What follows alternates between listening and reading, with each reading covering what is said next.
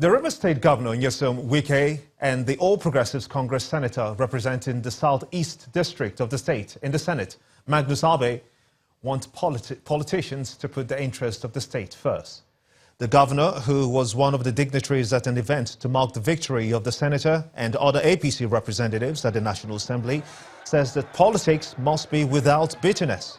On his part, Senator Abe called on all members of the party to unite for the good of the state.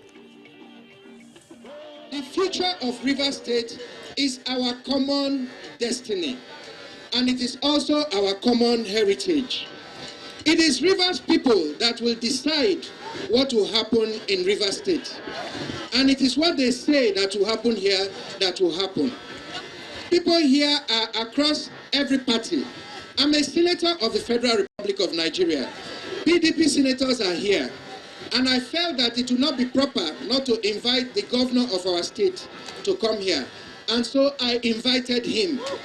And I have no apologies to offer to anybody. What is important for all of us to know that it's only God that gives power. Is that not true? Now let me tell you. You know, when I wanted to be governor, you people did a lot of things against me, not so. But I became governor, not so. When Magnus and Co wanted to go to another assembly, I showed them pepper. But did you know what it worked? It means that that is how God wants it. What I will advise, the state first. The state first. Whether you belong here, you belong there. The interest of the state is paramount. Mr. Nyesom Wike, the governor of River State. Voters in Kano State today tripped out to elect their councillors and chairmen across the 44 local government areas of the state. The election has been described as peaceful, and most polling stations visited by our crew witnessed a large turnout of voters. About 12,000 police personnel were deployed for the election, while vehicular movement was restricted from 6 a.m. to 4 p.m. Governor Abdullahi Ganduje, who cast his vote in his hometown, applauded the electoral officials for the conduct of the exercise. The local government, the State Electoral Commission, Councilor has done well by organizing this election whereby electoral materials and the personnel, all of them are on the ground and things are going on well. The security situation is fine according to what I have heard from the security agencies all over the state, and here too you can see that everything is orderly. Obeying the queue is an international best practice all over the world. Wherever you go, to obey the queue, that is what is required for. So not even during election, even if you are going to join a flight, you have to follow a queue. Even if you are buying something and there are so many people that are queuing up, then you too, you should queue up. That is why I find it more convenient to queue up, because if I cause confusion, then everybody will try to copy me to cause confusion. Kano State Governor Abdullahi Ganduje. Former President Chief Olusegun Obasanjo is not willing to make any more comments about his controversial statement to President Muhammadu Buhari. Chief Obasanjo refused to respond to questions from journalists on the matter when he paid a visit to Governor Okezie-Ikpeazu in Umuahia, the Abia State capital. His only response was, "All is well with Nigeria." The former president is in Abia State on a private visit to Bende local government area. More stories now. And democracy is described as the best form of government, and since the return to civil rule in Nigeria in 1999, the system has been in operation till date. And if you ask anyone what they think Nigeria's problem is, they perhaps will give you a list of challenges and narrow them down to leaders and not the system of government. As the march to 2019 elections begins amidst intense debate on the choice of those who will lead the nation in the next dispensation, our political correspondent Seun Okinbaloye in this next report highlights some of the critical issues as they affect the future of Nigeria. God, so help me God. From this day, May 1999 till now, that's almost 2 decades, and the outcry of bad leadership still resonates in national discourse. Ethnic and religious differences have always clouded the choice of leaders in Nigeria, except distinctively in 1993, where Moshood Abiola and Babangana Kingibe in a Muslim ticket ran a widely received platform, but the mandate did not stand. In the past 2 decades or so of those years, PDP has had a firm grip of the center for at least 16 years, and the APC, which was a child of a merger of different political parties for almost 2.5 years, has been at the center. Former President Olusegun Obasanjo has dismissed these parties as not good enough platforms to accomplish the desires of Nigerians. He recently advocated a new political force. The question then arises, from where will these new breed of politicians emerge, or will the movement remain just a pressure point?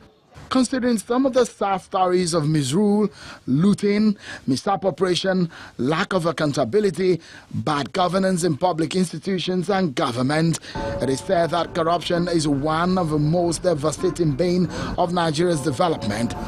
Nigeria has lost well over $400 billion to corruption since independence. The political class believes that governance is for looting.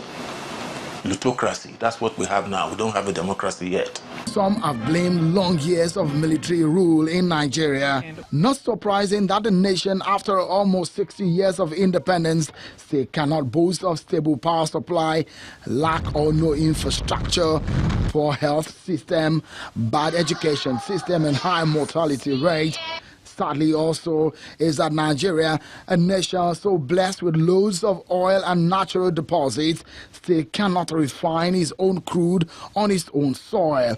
A big question is, why is Nigeria not traveling at the same pace with some of the nations like Singapore, Brazil, with whom it started out at about the same time? Nigerians have been too tolerant of their leaders. You see, we are too subservient. We don't ask very serious issues. We don't pose big tasks for our leaders. And so our leaders tend to take us for granted. But where are the good leaders? Perhaps the question to ask is, where do we get them from? The leadership recruitment process question. We need a sovereign national conference to fashion out a new constitution.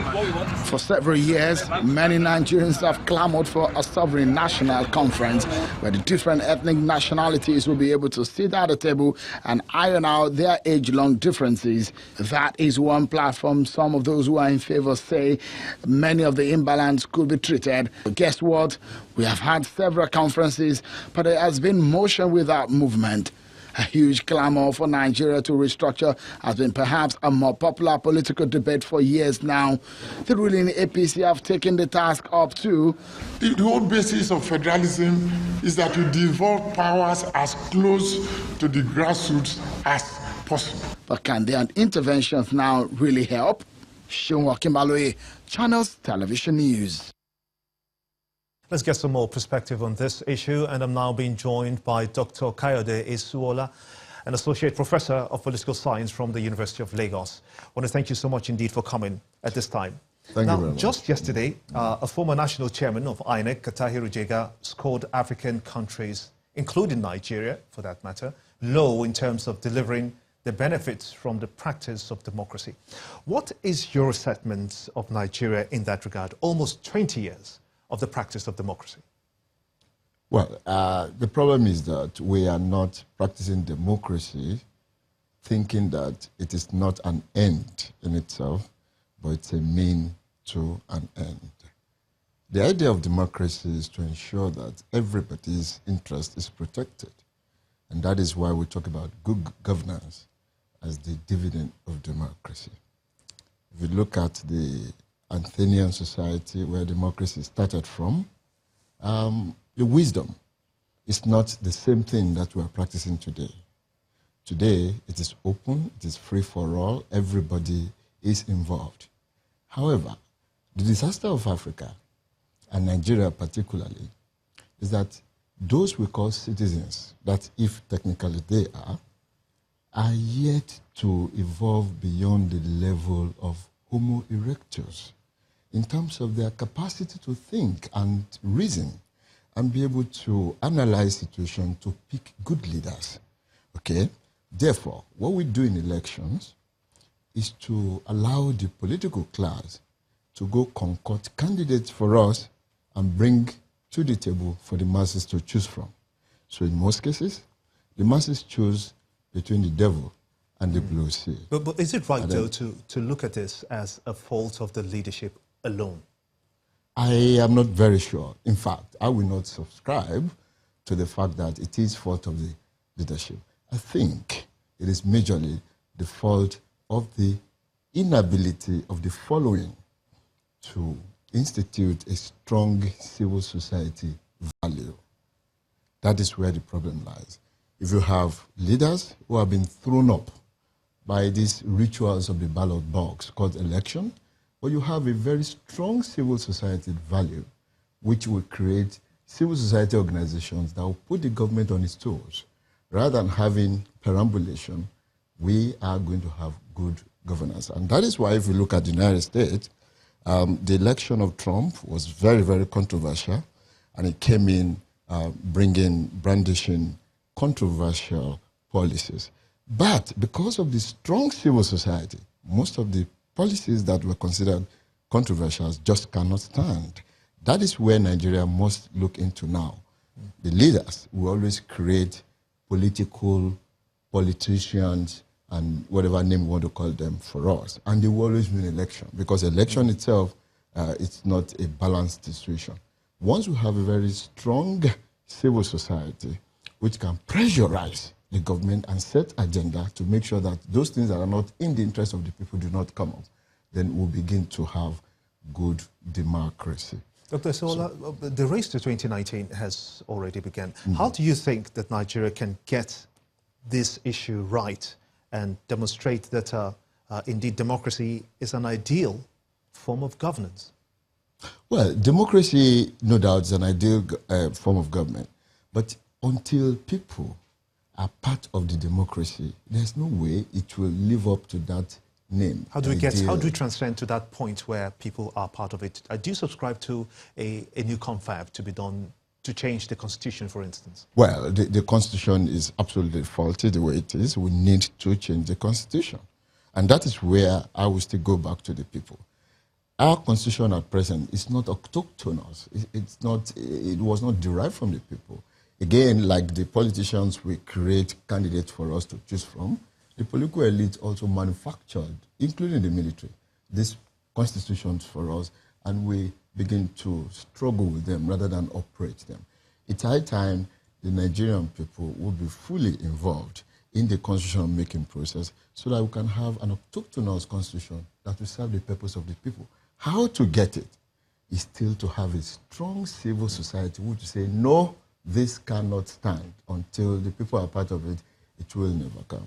Dr. Kayode Isuola is an Associate Professor of Political Science of the University of Lagos. I want to thank you so much indeed for talking to us here on the news at 10.